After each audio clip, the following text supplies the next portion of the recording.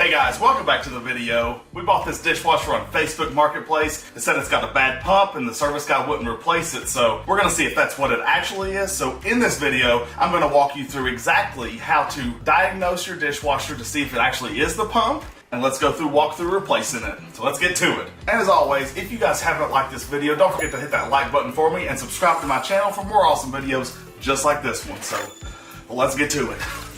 Alright guys, so to test this pump out and test this dishwasher out and see what's wrong with it, first what we're going to do is we're going to put it into Samsung's Diagnostic test mode. If you haven't watched my video on how to put your dishwasher into Diagnostic test mode, I won't bore you with that right now, just go ahead and do it, but click this link, or the link right up here at the top of this video. I'll put a link to that down in the description below. You can go check that out. Alright, so we've got it into Diagnostic test mode. If you haven't watched the video, basically you put delay start to 17 seconds or 17 hours. You turn the power on, 17 hours on delay start, and then hold the high temp wash on this model dishwasher for about 5 seconds, and it'll go into test mode. Then you press start. Our dishwasher is showing error code 5C, which means it has a bad sump pump or a clogged drain line. Alright, so the first thing we're going to do here is we're going to unplug power, and we're going to flip this dishwasher on its bottom so that way we can get to the sump pump. We're going to go ahead and replace the pump. It's probably wise to take like a towel, soak up the water first before you tip it on its side, and maybe able to actually get to this pump. May not be able to get to it from underneath. You may be able to take the side panels off, but we're going to find out.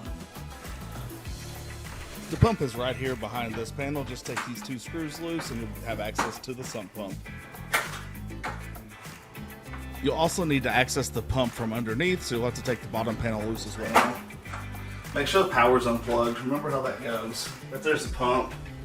Unplugged from power. What we're going to do is we're going to start unplugging the wires. So you got a wiring harness right here. Just make sure that's in mind. And then take pictures, okay? I'm going to use my video here, but you take pictures, okay? That's the best thing that you could do in this situation. Here you got the ground right there. All from that same wiring harness. Ground went right here on that one, and then the power went there. Also, it looks like it's leaking a little bit. One thing I noticed is that they didn't have the bottom panel secured, so somebody's actually been in here at some point, so we're gonna just remove it. Moisture sensors right here if you need to know it later on.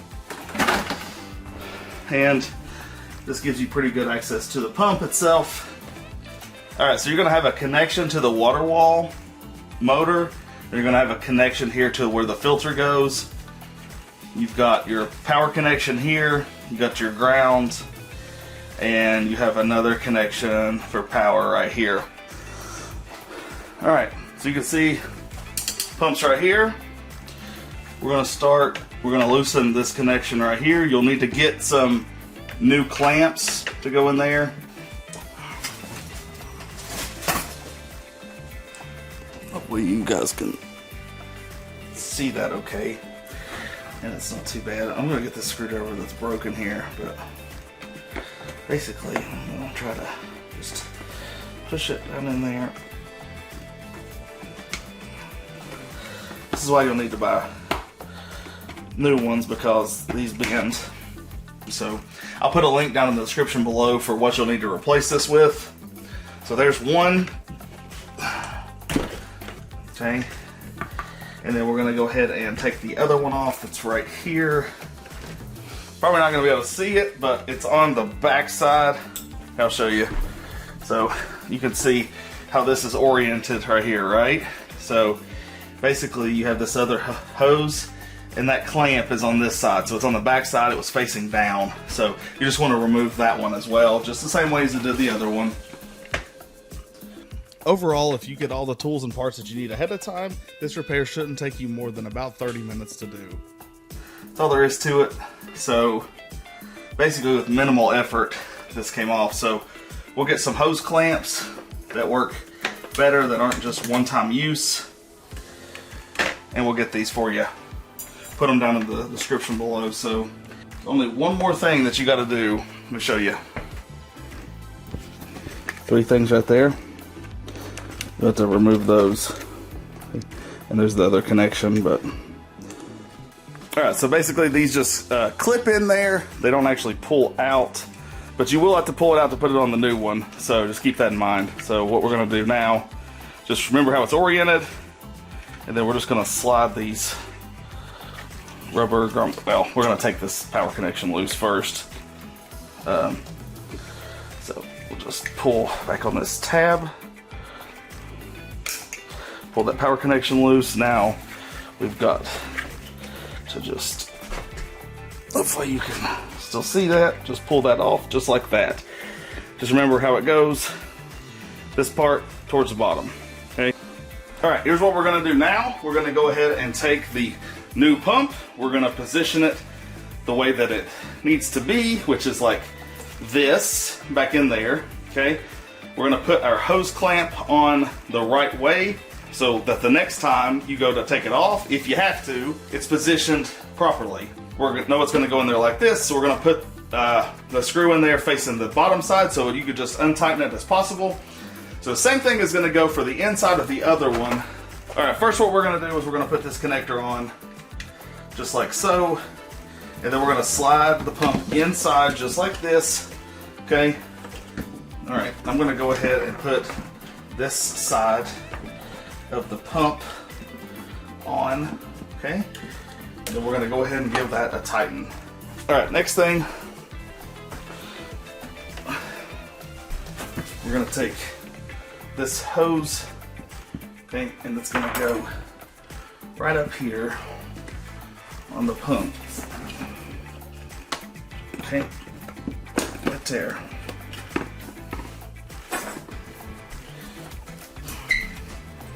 And you want to make sure on the back side of it that it's all the way up, okay? And then you're just going to put your clamp probably on this one up as far up on it as it'll go. Alright, got the hose clamp all the way in. Let's give it one more tighten. Make sure it's nice and tight. Here, I don't know if you'll be able to see it, but you're going to just take these plastic pieces and we're just going to clamp onto the bottom, and then the bottom one goes on the bottom side. You'll see what I'm talking about. They're kind of hard to see, but you'll see them. Okay, next thing you got to do is just go ahead and plug the power connections back up just the way that we had it before. So we had this connection and this connection. Remember, there are only 3. So we got the ground that went right here, and then the other power goes right over here on the other side. Goes in there just like that.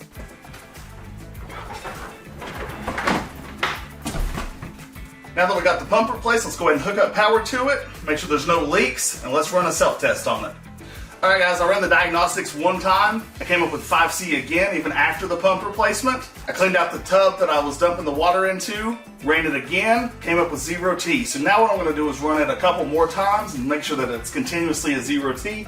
Anyway guys, if you need help and you're getting error code 5C, this dishwasher fix might be just the video for you. So anyway, as always, thank you guys so much for watching. Don't forget to hit that like button for me and subscribe to my channel for more awesome content just like this video. I hope you guys have a wonderful and blessed day.